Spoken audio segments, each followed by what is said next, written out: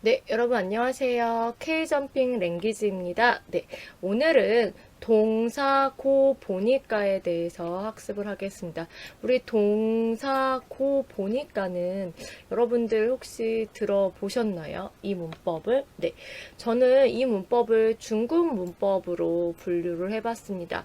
사실 뭐 초급, 중급, 고급 이 부분은요 정해져 있는 건 아니고 그냥 제가 한국어를 한 13년, 14년 정도 가르치면서 제 기준으로 나눈 거예요. 그래서 여러분들이 혹시 공부하다가 내가 어느 책에서는 이 문법 초급으로 봤는데 고급으로 봤는데 라고 하는 학생도 있을 거예요. 네, 이거는 근데 제 기준으로 보통 이 문법은 이 정도 수준이다 라고 생각해서 제가 한 거니까요. 그렇게 중요하게 생각하시지 않으셔도 됩니다. 네.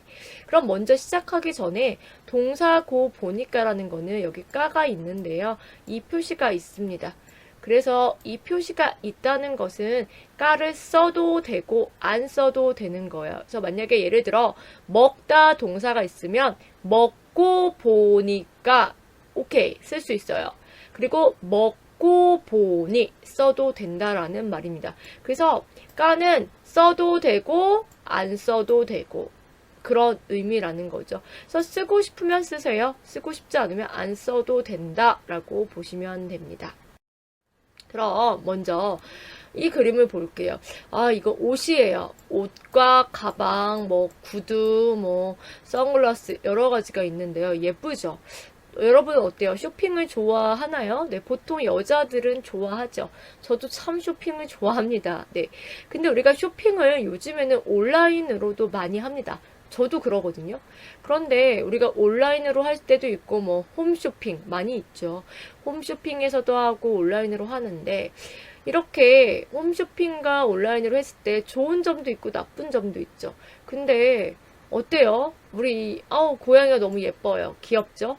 고양이가 홈쇼핑을 했어. 이렇게 말은 안 되지만 이렇게 쇼핑을 했는데 너무 예뻐. 이쁠 거야 라고 생각하고 옷을 주문했어요. 그런데 와서 보니까 어때요? 옷이 생각보다 작아요. 사이즈가 작아. 아니면 별로 안 예뻐. 이럴 때 이 문법을 사용할 수가 있는데요. 고양이에 나와 있는 것처럼 어젯밤에 저는 인터넷 쇼핑을 했어요. 그런데 옷을 사고 보니까 저에게 어울리지 않아요. 내가 옷을 사기 전에는 나에게 어울릴 거라고 했는데 옷을 입어보니까, 직접 입어보니까 어울리지 않아요. 그쵸? 네. 그 다음에 옷을 입고 보니까 저에게 작아서 환불할 거예요. 이렇게 결국은요, 이 문법은 내가 이것을 하기 전에는요, 이럴 거라고 생각했어요. 예쁠 거라고 생각했고, 사이즈도 맞을 거라고 생각했어요. 그런데, 직접 내가 이 옷을 받았어요. 그러니까 사실과 좀 다를 때 이 문법을 쓴다는 거죠. 네. 그럼 다시 한번 볼게요. 제가 여행을 가려고 이렇게 짐을 쌌어요. 여행 짐을 쌌어요. 뭐, 모자도 준비하고, 뭐, 선글라스, 카메라 다 준비했어요. 그런데 내가 여행을 와서 호텔에서 이렇게 짐을 풀었어요. 그런데 볼게요. 내일 여행을 가서 짐을 미리 싸놓았어요. 이렇게 쌌어. 어때요? 옷도 준비하고, 모자도 준비하고, 선글라스도 준비하고, 다 준비했어요. 그런데, 여행 가방을 싸고 보니까, 어때요? 싸고 보니까 결국 화장품을 빠뜨렸어요. 깜빡했어. 우리 이런 경우 있죠. 내가 여행을 가기 전날 짐을 막 쌌어. 그런데 내가 딱 호텔에 가서 짐을 풀었어요. 근데 중요한 걸 안 가지고 온 경우 있죠. 그럴 때 이 문법을 쓰시면 돼요. 또 어때요? 여행 가방을 싸고 보니까 제일 중요한 물건을 안 쌌어요. 우리 깜빡했을 때 정말 이럴 때 화가 나지만 그럴 때 이 문법을 쓴다.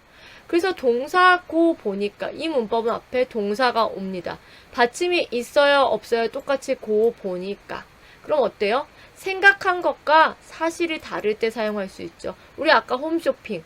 이 옷이 나에게 정말 예쁠 거라고 생각했어. 근데 어때요? 막상 내가 입어보니까 별로야.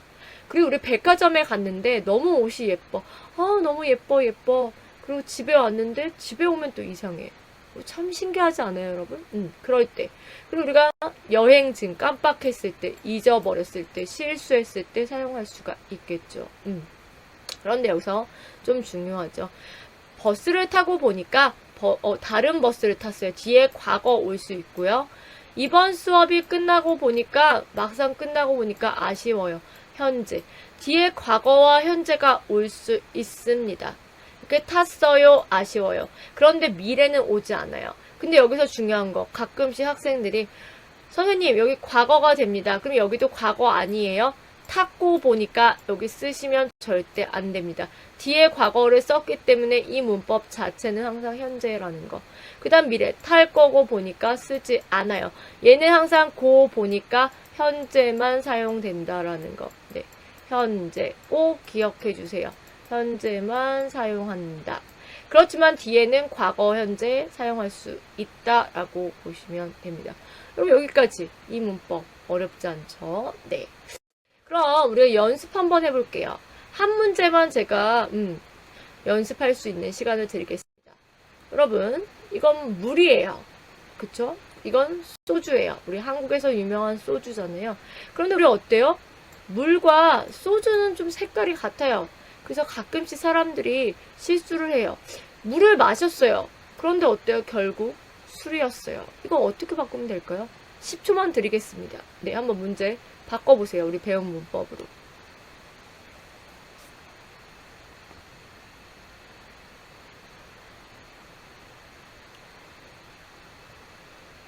네, 바꿔봤죠? 네, 어떻게 바꾸면 될까요?